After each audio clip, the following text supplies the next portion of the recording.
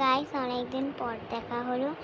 আজকে আমি একটা আমাকে কেমন লাগছে, আমি আসলে মুসলমান যারা দেখতেছেন, যারা হিন্দুরা দেখতেছেন এই ভিডিওটা দেখবেন, কারণ আমার হিন্দুদের পছন্দ না আমাদের হিন্দুদের মধ্যে গিলে ফেলতে।